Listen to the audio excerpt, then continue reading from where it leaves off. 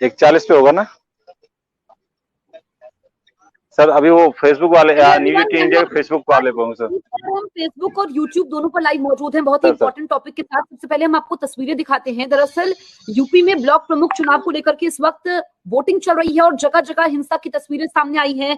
कहां पर हिंसा हुई है और इस हिंसा के लिए जिम्मेदार कौन है, ये हम आपको बताएंगे इस सेशन में। ये तस्वीरें आप देखिए, बेहद चौंकाने वाली ये तस्वीरें हैं। नुकसान पहुंचाया गया है और यूपी के अलग अलग इलाकों से ये तस्वीरें सामने आई है जहां पर ब्लॉक प्रमुख चुनावों पर हिंसा हुई है।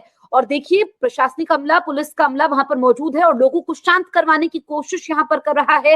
इससे पहले यूपी के मुख्यमंत्री योगी आदित्यनाथ इस बात को लेकर के नाराजगी जाहिर कर चुके हैं। तो ब्लॉक प्रमुख चुनावों में हिंसा के लिए आखिरकार कौन जिम्मेदार है, किसके इशारे पर ये हिंसा हो रही है? तो पुलिस के लिए बड़ी चुनौती है। एक तो कोरोना का समय, दूसरा हिंसा, पुलिस की गाड़ियों को निशाना बनाया गया, यहाँ पर तोड़फोड़ की गई है, सरकारी संपत्ति को नुकसान पहुंचाया गया है। और ये आप हमारे साथ मौजूद है मनोज ओझा है, महोबा से, अमित गंजू है कानपुर से।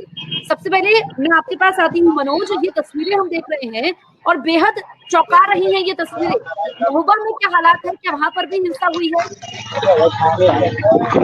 जी जसप्रीत जी, जैसा कि बता दूं कि बिल्कुल नहीं, जिला प्रशासन की जिस तरह से मुस्तैदी रही है, आप मेरे पीछे साफ देख सकते हैं। जिस तरह से लगातार आप देख रहे हैं तमाम जो बीटीसी सदस्य हैं वो यहाँ मतदान करने पोलिंग बूथ पर आ रहे हैं, उसके बाद मतदान करने के बाद सकुशल घर वापस जा रहे हैं। कहीं ना कहीं प्रशासन के पुख्ता इंतजाम यहाँ पर साफ दिखाई दे रहे हैं। मैं अभी ठीक 1 मिनट पहले डीएम एसपी महोबा के यहाँ पहुंचे हैं, प्रेक्षक भी यहाँ पर पहुंचे हैं और यहाँ पर शांति पूर्ण तरीके से मतदान जारी है।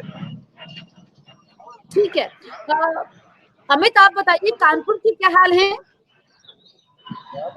देखिए, मैं आपको बताना चाहूंगा कि कानपुर के चौबेपुर, शिवराजपुर में दोनों में आज सुबह झड़प हुई थी, जिसमें समाजवादी पार्टी और भाजपा के कार्यकर्ता आमने सामने आए थे। शायद कानपुर के पुलिस जो एसपी आउटर के, वो इस गंभीरता को नहीं समझ पाए थे या इसकी नाजुकता को नहीं समझ पाए थे कि आखिर वास्तविकता क्या है। क्योंकि जिस प्रकार से पिछले दिनों 8 तारीख को यहाँ मारपीट हुई थी कानपुर देहात में, कानपुर नगर के आउटर एरिया में, उसके बाद भी यहाँ सबक नहीं लिया गया और आज जम के यहाँ नारेबाजी चली, जिसके बाद से मैं आपको दिखाना चाहूंगा कि रास्ता मेन जो पैसेज जो मेरे ठीक पीछे देखा जा सकता है, या अगर मैं ऐसे दिखाना चाहूंगा इसको, पूरा ये पूरा पीछे का जो भी पैसेज है इसको पब्लिक के लिए रोक दिया गया था। अब थोड़ी देर पहले इसको स्टार्ट किया गया, मीडिया अलाउड नहीं किया गया कि अंदर जाए। यानी कहीं ना कहीं पुलिस के अधिकारी अब इसमें शांतिपूर्वक ढंग से चुनाव हो, इसके लिए अब जागे हैं 12:30 बजे के बाद से। कहीं ना कहीं अब पुलिस ने पूरा इसमें मोर्चा बनाया हुआ है। बीडीसी के तमाम ऐसे सदस्य हैं जो अभी भी यहाँ नहीं आए हैं और उनको ये डर लगा हुआ है कहीं ऐसा ना कोई झगड़ा हो जाए, कोई बात हो जाए। अभी सिर्फ और सिर्फ 42% लोगों ने वोट डाले हैं, अगर देखा जाए तो अभी मेंबर्स के वोट डालना बाकी है। जी बिल्कुल, तो हमारे सहयोगी मनोज ओझा हैं और इसके अलावा अमित गंजू हैं कानपुर से। तस्वीरें लगातार हम दिखाते रहेंगे किस तरीके से यूपी के अलग अलग इलाकों में हिंसा हुई है, जिसने शासन प्रशासन को चिंता में डाल दिया है। हम चलते हैं मनोज के पास। मनोज, कानपुर का हाल हमने देखा, महोबा में तो हिंसा नहीं हुई है, अलग अलग इलाकों से हिंसा की तस्वीरें दिखा रही है, वो चौंकाने वाली है, साथ ही चेतावनी है। हिंसा के पीछे जिम्मेदार कौन है मनोज? जी निश्चित तौर पर मैं आपको बता दूं कि जो जिम्मेवारी की बात आपने कही है, वो जिला निश्चित तौर पर पुलिस प्रशासन को पहले से ही सतर्कता बरतनी होगी। पुलिस वो उसी का कारण है, चाहे वो कानपुर हो, चाहे बांदा हो, चाहे हमीरपुर हो, वहां अराजकता फैली, वहां मारपीट हुई, तोड़फोड़ हुई। इन सबसे संज्ञान लेते हुए महोबा पुलिस प्रशासन ने कहे तो काफी संज्ञान लिया और जिसकी सारी ताजा तस्वीर क्योंकि 2 ब्लॉक कपरई और चरखारी ब्लॉक में यहाँ मतदान होना था सुबह 11 बजे से ही, और अब जो कि 1:30 बजने को आ रहा है, करीब 1:30 का समय हो गया है और अब तक कोई भी ऐसी हिंसा नहीं हुई है जिससे पुलिस और प्रशासन को कोई सिरदर्द हो रहा हो। जी जसप्रीत। बिल्कुल अमित गंजू, महोबा में तो हिंसा नहीं हुई है, हम लगातार दिखा रहे थे कि कैसे वहां पर पुलिस के सामने दोहरी चुनौती है। तो कोरोना का समय, ऊपर से यहाँ पर चुनाव हो रहे हैं ब्लॉक प्रमुख में, 3 बजे तक यहाँ पर वोटिंग होनी है, उसके बाद काउंटिंग होगी और ऐसे में सरकारी संपत्ति को नुकसान पहुंचा गया है। विपक्ष लगातार सरकार पर हमलावर है, तो सच्चाई क्या है?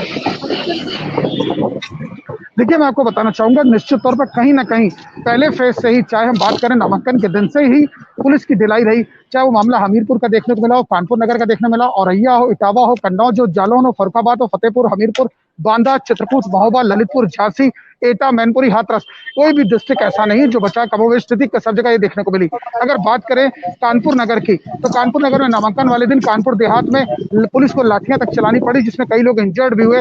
हालांकि बाद में दोनों पार्टीज में कॉम्प्रोमाइज हुआ। अगर कानपुर की बात की जाए तो कानपुर में भारतीय जनता पार्टी और समाजवादी पार्टी के जो प्रत्याशी हैं, अब उन्होंने इसको पर्सनली अपनी एक प्रतिष्ठा का इसे बिंदु बनाया है, क्योंकि ब्लॉक प्रमुख के चुनाव बीडीसी के मेंबर्स जिताते हैं। मगर यहाँ एक नजारा चौबेपुर की बात करें, शिवराजपुर की बात करें या बिल्लौर की बात करें, नजारा कुछ दूसरा ही देखने को मिल रहा है। यहाँ कुछ अलग एटीट्यूड सा दिख रहा है, क्योंकि जिस प्रकार से सुबह 9:30 से दोनों ग्रुप्स में पहले 15 लोग, फिर 20, फिर 50, फिर 150, फिर 200, फिर 500 लोग, यानी कोरोना काल में ना तो सोशल डिस्टेंसिंग का ध्यान रखा गया और ना ही लोगों ने इस चीज का ध्यान रखना कि ये महामारी भी खत्म नहीं हुई है। लेकिन लोग नारेबाजी में जुट गए, यानी कि पुलिस ने बीच बचाव करने की कोशिश जरूर की, मगर पुलिस खानापूर्ति करती नजर आई।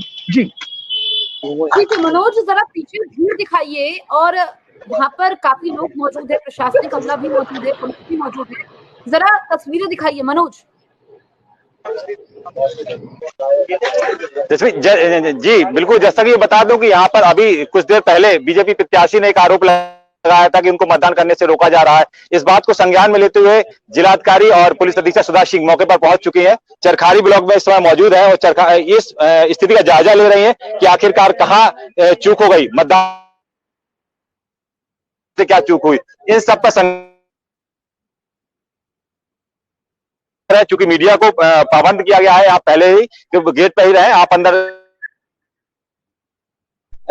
जिलाधिकारी। चलिए, मनोज के कुछ कनेक्शन में दिक्कत है, मनोज से हम फिर से संपर्क साधेंगे। दरअसल जो ब्लॉक प्रमुख के चुनाव हो रहे हैं उस पर उत्तर प्रदेश के अलग अलग इलाकों से हिंसा की तस्वीरें सामने आई हैं। एक बार हम फिर से तस्वीरें दिखाते हैं कि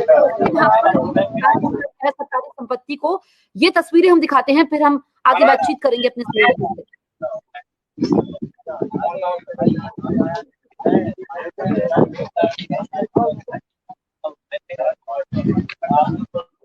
ये तस्वीर आप देखिए कि किस तरीके से लोगों को नियंत्रण में कोरने की कोशिश कर रही है पुलिस, और यूपी इलेक्शन में वायलेंस के लिए, इस हिंसा के लिए जिम्मेदार कौन है, इसी का जवाब तलाशने की हम कोशिश कर रहे हैं सेशन में। कि लोगों को लगातार विपक्ष सरकार पर हमलावर है कि सरकार अपनी सत्ता का इस्तेमाल कर रही है, और सरकार का विपक्ष पर बड़ा आरोप है कि यहाँ पर स्थिति को भांपने में सरकार कमजोर रही है। 3 बजे तक वोटिंग होनी है, उससे पहले जो उत्तर प्रदेश के अलग अलग इलाकों से तस्वीरें सामने आई हैं वो चौंकाने वाली हैं। या देखिए प्रमुख चुनावों में किस तरीके से हिंसा हुई, पुलिस की मौजूदगी में लोगों को काबू करना, ये इस वक्त पुलिस के लिए बड़ी चुनौती है। अमित, जो हम तस्वीरें दिखा रहे हैं, तो क्या उत्तर प्रदेश की पुलिस पहले स्थिति को भाप नहीं पाई?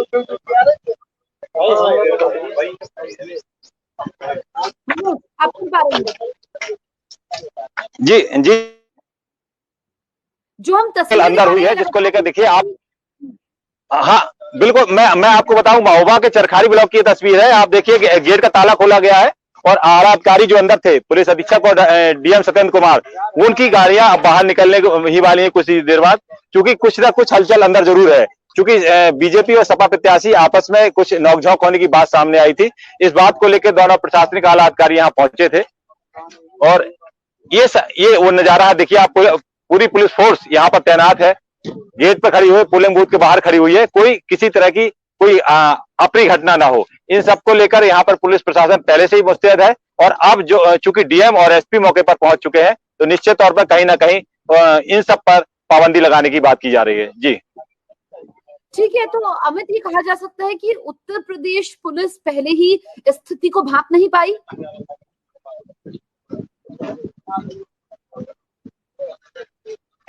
मनोज, जैसे ये देखिए, ये जिलाधिकारी महोदय जो अभी यहाँ से निकल रहे हैं, उनकी गाड़ी यहाँ से निकल चुकी है।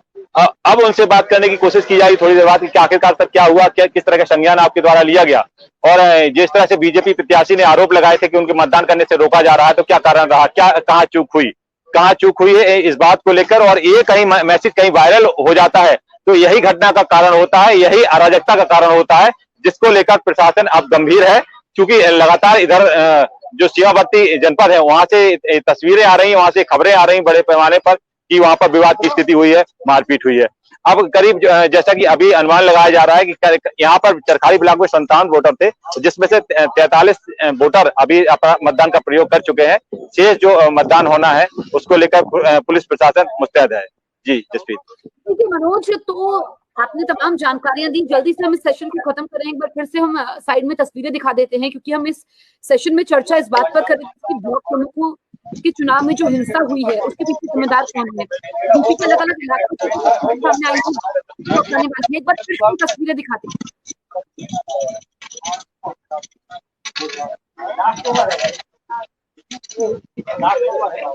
चलिए तस्वीरें हम आपको दिखा रहे हैं कि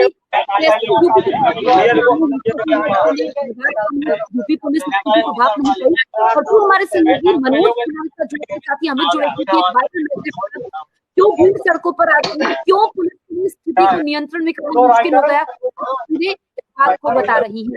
मनोज, आपका शुक्रिया। साथ ही जो दर्शक हमारे साथ फेसबुक यूट्यूब पर जुड़े थे, आप सभी का बहुत बहुत शुक्रिया।